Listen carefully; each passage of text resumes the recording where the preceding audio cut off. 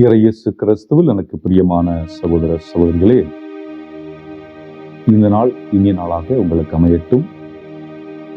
இன்றைக்கு திருவாவை நமக்கு கொடுத்திருக்கின்ற நற்செய்தி லூக்கா 22 இறை வார்த்தை 34 முதல் 36 முடிய. முதல் இறை வார்த்தைக்கு செவி கொடுப்போம், பின்பு அதனுடைய விளக்க உரையை நாம் பார்ப்போம். மேலும் இயேசு, உங்கள் உள்ளங்கள் குடிவெறி களியாட்டத்தாலும் இவ்வுலக வாழ்க்கைக்குரிய கவலையினாலும் மந்தமடையாதவாறு அந்நாள் திடீரென வந்து ஒரு கண்ணியைப் போல் உங்களை சிக்க வைக்காதவாறும் எச்சரிக்கையாயிருங்கள். மண்ணுலகு எங்கும் குடியிருக்கும் எல்லார் மீதும் அந்த நாள் வந்தே தீரும். ஆகையால் நிகழப்போகும் நினைப்பிலிருந்தும் தப்புவதற்கும் மானிட மகன் முன்னிலையில் நிற்க வல்லவராவதற்கும் எப்பொழுதும் விழிப்பாயிருந்து மன்றாடுங்கள். அன்புக்குரியவர்களே, உள்ளங்களை, அதாவது என்னுடைய உள்ளத்தை நான் தூய்மையாக வைத்திருக்க வேண்டும், அதுபோன்று உங்களுடைய உள்ளத்தை நீங்களும் தூய்மையாக வைத்திருக்க வேண்டும் என்பதுதான் ஆண்டவருடைய அழைப்பாக இருக்கிறது. காரணம் என்ன? நாம் வாழ்ந்து கொண்டிருக்கின்ற இந்த சமூகத்திலே பல விளம்பரங்கள் நம்மை அழிவு பாதைக்கு மட்டுமல்ல, நம்முடைய உள்ளத்தை கரைப்படுத்துவதும் அதனுடைய வேலையாக இருக்கிறது. எடுத்துக்காட்டிற்கு, இன்று பல உணவுகளை பற்றிய விளம்பரங்கள் வருகிறது. இந்த விளம்பரங்களில் வரக்கூடிய உணவுகள் உடலுக்கு நல்லதை கொடுக்கிறதா? நிச்சயமாக இல்லை. அதை கொண்டுதான் சமூக ஊடகங்கள் வழியாக வெளிக்காட்டப்படும் பல விடயங்கள் நம்முடைய வாழ்வை சிதைக்கக்கூடிய ஒன்றாக இருக்கு. அது அழகை பற்றி வர்ணிக்கின்ற விடயங்களாக இருக்கலாம், அல்லது மதுவை பற்றி சொல்லுகின்ற விடயங்களாக இருக்கலாம். இன்னும் பல்வேறு நிலையிலே நம்மை கவலைக்கு உட்படுத்துவது என்று பார்க்கின்ற பொழுது, மதுவாக இருந்தாலும் மற்ற விடயங்களாக இருந்தாலும் அதிகமாக இந்த பணச்சுமை, அது கடன் சுமையாக இருக்கலாம், அல்லது கட்டாயப்படுத்தி நம்முடன் வங்கிகளிலே அக்கவுண்ட் ஓப்பன் செய்து அதன் வழியாக நாம் ஏமாற்றப்படுவதாக இருக்கலாம். இன்னும் சொல்ல போனால், குழந்தையை பற்றிய கவலை, கணவனை பற்றிய கவலை, மனைவியை பற்றிய கவலை, குடும்பத்தாரை பற்றிய கவலை, தொழிலை பற்றிய கவலை, படிப்பை பற்றிய கவலை, வேலை கிடைக்குமா என்ற எண்ணத்தில் உள்ள கவலை, கடன் அடைக்க முடியுமா என்ற கவலை, நோய் தீர்ந்து விடுமா என்ற கவலை, உலகம் இப்படித்தான் இயங்குமா, மாற்றம் வராதா என்ற கவலை, அரசியல் மாற்றம் ஏற்படாதா என்ற கவலை, இந்த மக்கள் எப்படி காப்பாற்றப்பட போகிறார்கள் என்ற கவலை. ஆக தனிமனித கவலையும் சமூக கவலையும் பல கவலைகள் நம்மை ஆட்கொண்டிருந்தன. ஆனால் அதை பற்றி மட்டுமே எண்ணிக்கொண்டிருந்தோம் என்றால் வாழ்வில் மாற்றம் நிகழுமா? நிச்சயமாக நிகழாது.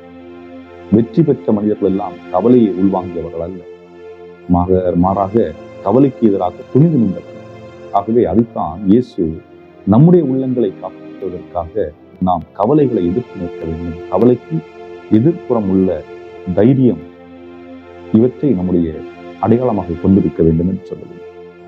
அதற்கு நாம் என்ன செய்ய வேண்டும்? விழிப்புடன் ஜெபிக்க சொல்ல வேண்டும்.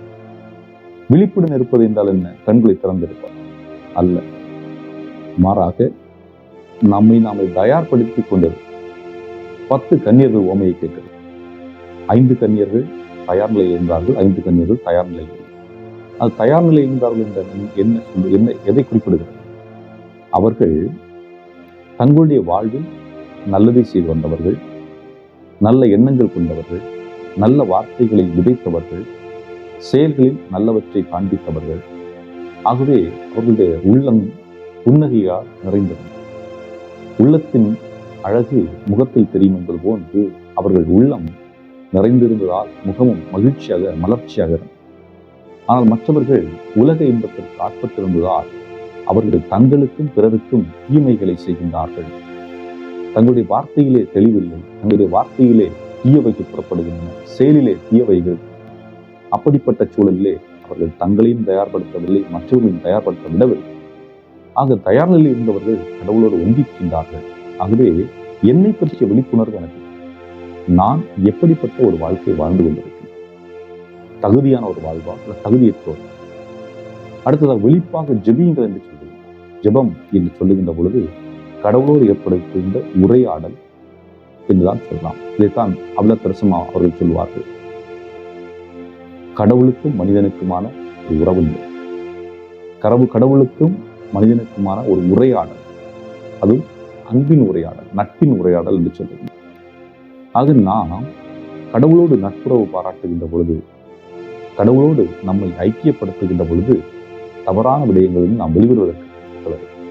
ஆனால் கடவுளை வாழ்வின் மையமாக கொண்டிராமல் இந்த உலக காரியங்களில் அதிகமான ஈடுபட்டு இருக்கின்றோம் என்றால் நம்மால் கடவுளோடு ஐக்கியப்படுத்த முடியாது, ஜெபிக்க முடியாது, உண்மை நிலவரத்தை புரிந்து கொள்ள இயலாம்.